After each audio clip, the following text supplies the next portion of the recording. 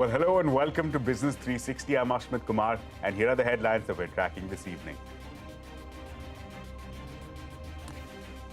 A day of range-bound trade on the Lal Street. The Nifty and Sensex end flat. Mid-caps outperform rupee, closes flat versus the US dollar.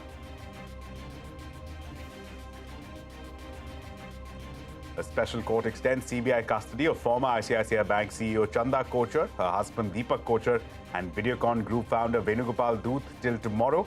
The public prosecutor said that the CBI did not get enough time to interrogate the three for their alleged role in the ICICI Bank-Videocon loan case.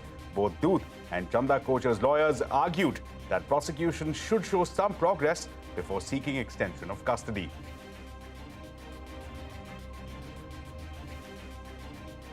Reliance completes 20 years of double-digit growth since 2002 when Mukesh Ambani took over as chairman. After successful forays into telecom and retail, the behemoth now eyes the spot of the world's lowest-cost producer of solar energy and green hydrogen.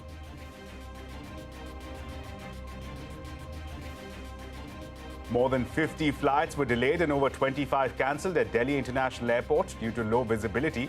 The Met Department has already warned of a fresh spell of cold wave conditions around New Year's Eve.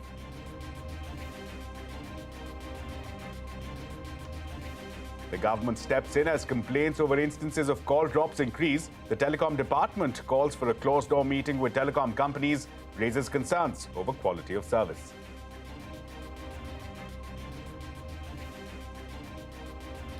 Russian President Putin signs off on a 5-month ban on oil exports to countries that impose the EU price cap starting February. The $60 a barrel price cap was imposed by European Union to sap Russia's funding for their invasion of Ukraine. The oil cap has been accepted by the G7 nations. Tesla stock tanked 11%, slipping to its lowest levels in more than 2 years. This after reports that the company will continue a week-long production halt at its Shanghai facility due to spike in COVID cases.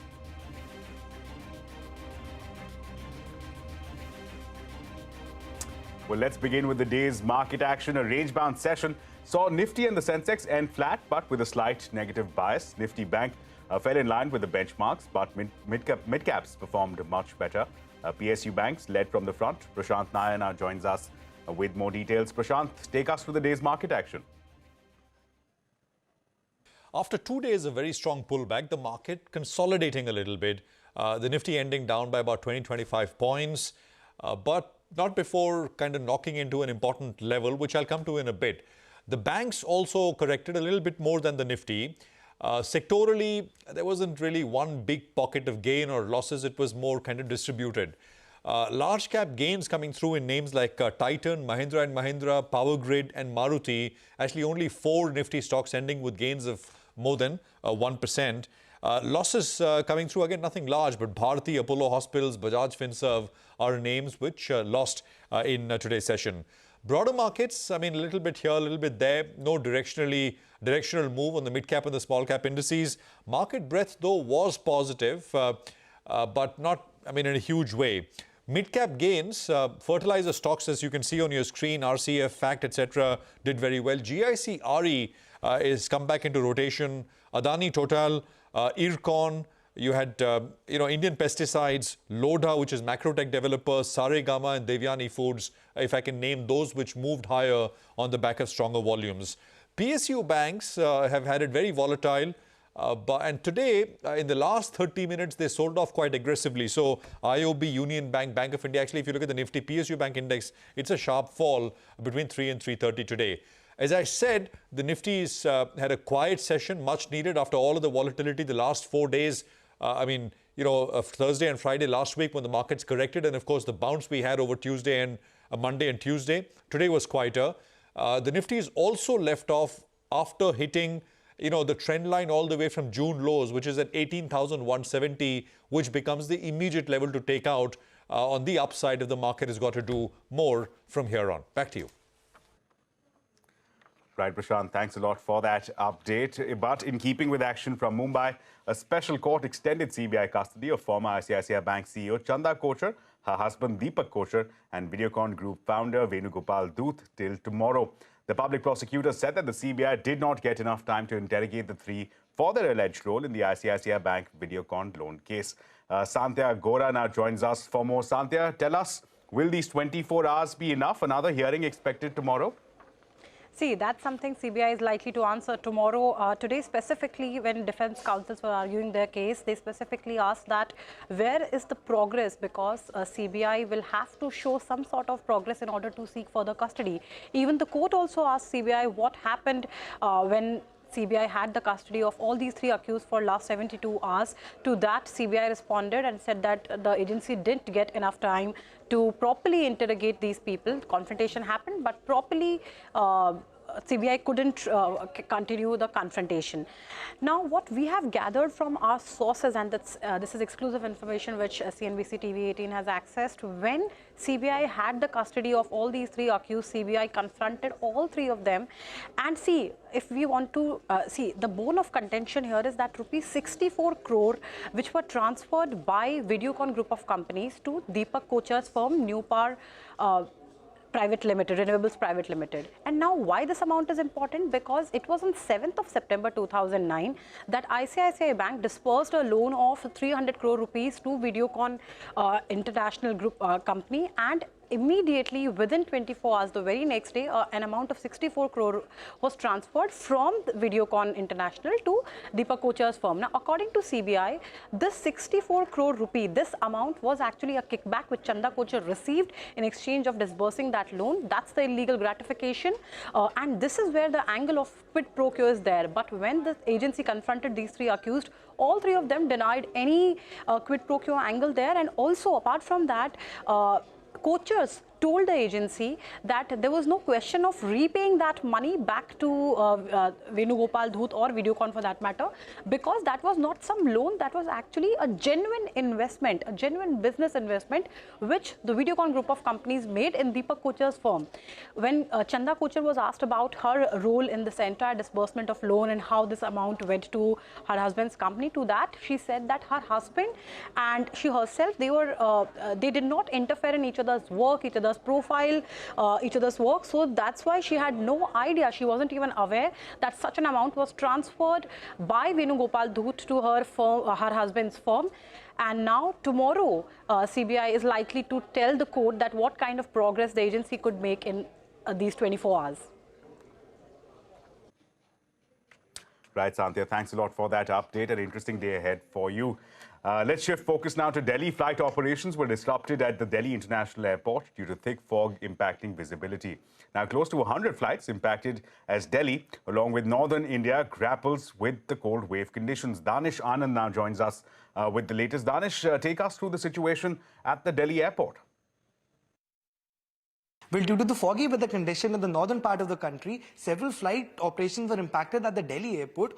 Over 50 flights, which includes both domestic as well as international, they were affected by the foggy weather condition. There were at least 15 to 20 flights which are not operating from the Delhi airport due to various reasons. There were certain inbound flights which did not take off on time because of the weather conditions in the northern part and the eastern part of the country. As far as international operations are concerned, there were very few disruptions in the international arrivals as well as departures. However, the IMD has predicted that till 31st December, the cold weather condition is not likely to be that severe as it was a few days back. And similarly, even the fog is not likely to be that severe, but it is predicted that post 31st December, the cold weather conditions will be more harsh and we can expect more and more foggy conditions in the northern part of the country. However, IMD has also said that these conditions are likely to change and they're likely to get impacted by the westerly disturbances. But as far as the flight operations are concerned, the Delhi airport today informed that the visibility in the early part of the morning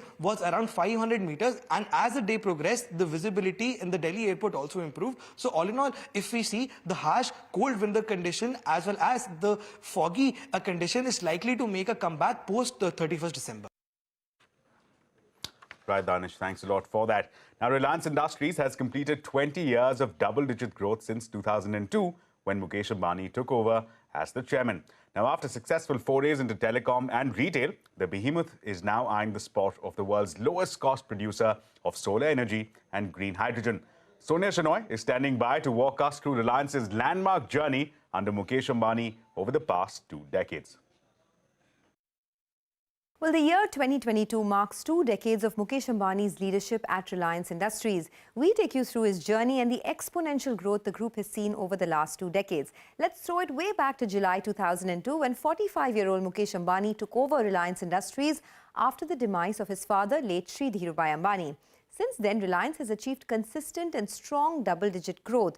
The market capitalization of Reliance rose at an annualized rate of 20.6% in the last 20 years, rising from almost 50,000 crores in March 2002 all the way to 17.81 lakh crores in March of 2022. In fact, we've put together a table of the key financial parameters and how most metrics have seen high teens growth in the last 2 decades. If you look at the revenue and the net profit itself, they've risen 15 to 16% on an annualized basis over the last 20 years. Not just that, exports, assets, net worth have all gone up in excess of about 15% and almost 20% on asset growth for the last 20 years for the group. Well, the gains are not for the group to enjoy alone.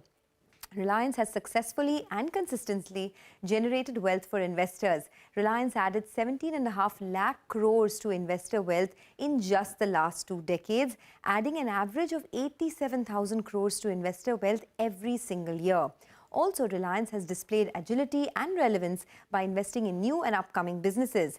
Reliance's E&P business made its first hydrocarbon discovery way back in 2002, and production started in 2009.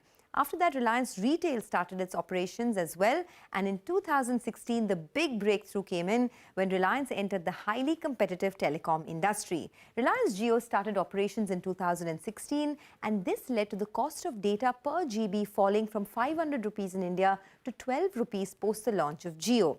Not just that, India's ranking in broadband data consumption as well moved from 50 in 2016 to number 1 in 2018. And this at a time when the traditional refining and petchem business expansion continued. So from a single refinery in 2002, Jamnagar is now the world's largest single location refining complex. In fact, Reliance has added some of the world's largest downstream units as well, setting up the world's largest refinery off-gas cracker at Jamnagar and added the world's largest petcoke gasification unit. The last 2 decades have been full of milestones for Reliance, but now let's look ahead into the future. Reliance is committed to investing 75,000 crores in the next 3 years in its new energy businesses and aims to become the world's lowest cost producer of solar energy and green hydrogen. Reliance will be setting up 5 integrated gigafactories at Jamnagar to emerge as the world's lowest cost producer both of solar energy and green hydrogen, and the plan is to become net carbon neutral by 2035. Not just that, Reliance will start 10 gigawatts of solar PV cell and module factory. That happens in 2024, and that will be scaled up to 20 gigawatts by 2026. Remember, it was also under the leadership of Mukesh Ambani that Reliance set a record of capital fundraising way back in FY21. It raised more than 2.5 lakh crores through rights issue and minority stake sales in Jio platform and Reliance Retail Ventures to global marquee investors. During FY21, Reliance was the single largest FDI generator for India at a time when most companies were struggling to survive. Finally, let's wrap this up with Reliance Industries' commitment to corporate social responsibility. The Reliance Foundation was set up way back in 2010 with Neeta Ambani at the helm, and it has so far touched more than 6.3 crore lives and is India's biggest CSR initiative both by reach and by spend. Right, so some stellar numbers there by Mukesh Ambani-led Reliance. But with that, it's time now to slip into a very short break. But coming up on the other side, 5 out of 12 companies, including Ola and Uber, scored a 0 in a report that rated digital platforms on the basis of work conditions for gig workers. Balaji Parthasarathy, the principal investigator of Fair Work India and one of the authors of this report, joins us next. Welcome back. Let's turn the focus on the gig economy now. 5 out of 12 companies, including Ola and Uber, have scored a 0 in a report that rated digital platforms on the basis of work conditions for gig workers. PharmEasy, Dunzo and Amazon Flex also scored a 0. Now, the report was prepared by Fair Work India team in association with the Oxford University. Urban Company, meanwhile, scored 7 out of 10, which is the highest score out of the lot. The companies were evaluated on 5 parameters, including pay and working conditions.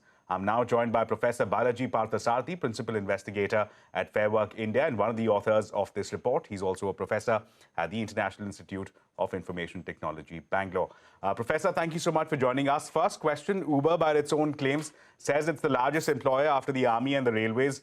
Ola, Swiggy, Zomato are not that far behind, yet the score reads 0-0 for Ola, Uber, and 5 for Zomato, 5 for Swiggy rather, and 4 for Zomato. What is the condition? What is the reason behind such scores?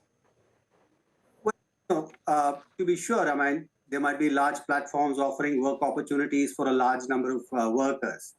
But I think the report really focuses on the conditions that these workers are experiencing, when they go out and work on those platforms. And in the report, what we're really doing is holding up a mirror to the conditions. And in some cases, the conditions are not anywhere as they should be. And remember, the conditions that the Fair Work Project is looking for are really very minimal conditions, right, in terms of what it means to have a livelihood.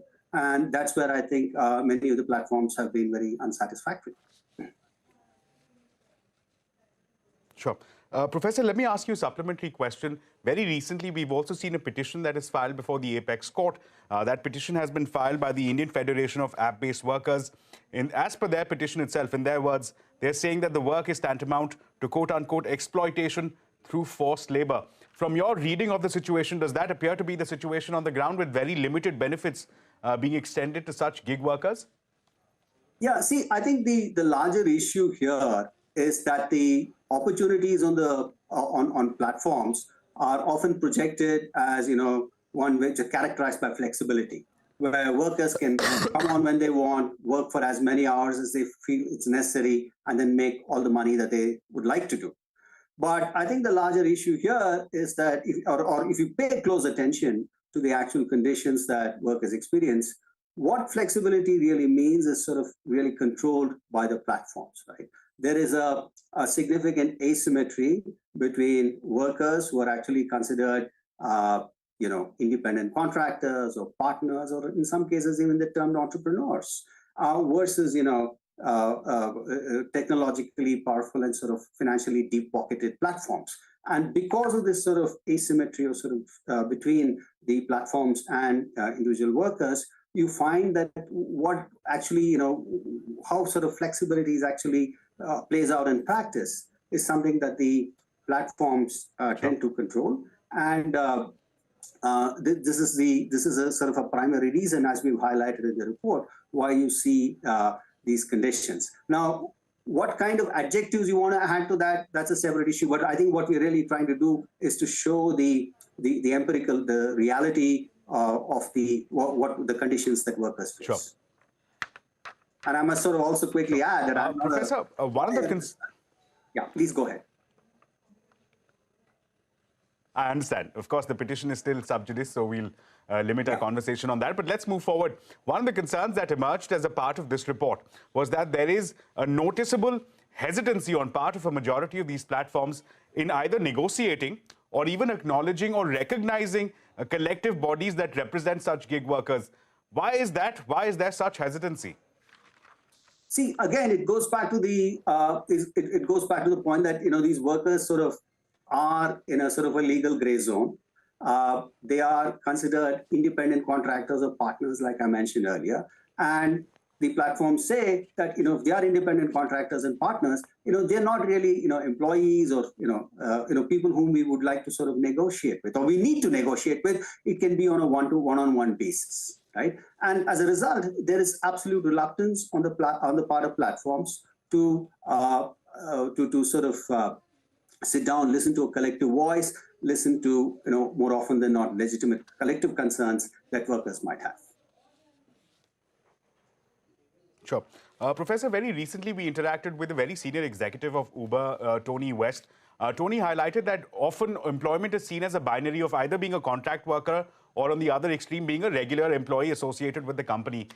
Here he said that the Code for Social Security identifies a third category of workers, which is gig workers, and subsequently acknowledges that there is some amount of benefits that need to be extended commensurate to the flexibility that they speak of. And he spoke of extending benefits like insurance, leaves for some of these gig workers, some of these drivers. What do these assurances mean going forward, even while the Code of Social Security is yet to be notified? Yes, precisely. I think the Code on Social Security, is one of 4 codes that have been passed by Parliament between 2019 and 2020. However, even the Code on Social Security, which, by the way, is the only code that actually mentions gig workers or platform workers, is yet to be operationalized, right? The code on, industrial relations, the code on wages, and so on, occupational safety, none of them even mention gig workers or platform workers. In our case, our primary interest is with workers on digital platforms, so platform workers. Now, if you look at sort of the concerns of workers that have emerged from our study, for instance, wages is a sort of compelling and primary concern for them. They're worried about what is it that they're going to be taking home at the end of the day, and if the code on wages doesn't mention that, I think that leaves open for the gray areas, the gray zone still remains. And we've also heard from platforms and who say, look, yeah, we do have a code on Social Security. Let's just wait for things to be operationalized, and we don't really know when that is going to happen. So until that happens, platforms are quite happy not to do anything about it. We're running out of time. I'll just give you 30 more seconds, Professor. In the absence of such a code, in the absence of a legal framework, what is the way out for millions of gig workers associated with these platforms? And I do think we need stronger regulation. There's absolutely no getting away from that, to ensure that workers are given either employee status or some other status, depending on what it is that they voice. And in the absence of regulation, this myth about having these free markets work, I think, is only going to lead to the long-term deterioration of the work conditions on the platform economy, which might actually jeopardize it. Sure, Professor. It's an ongoing debate. We will continue to see, of course, more aspects of it as the story progresses. But we'd like to thank you for taking out your time and for shedding more light on the subject. But that's all the time that we have for. It's a wrap on this edition of Business 360. Thanks so much for watching. Stay tuned to CNBC TV18. The news and updates continue on the other side.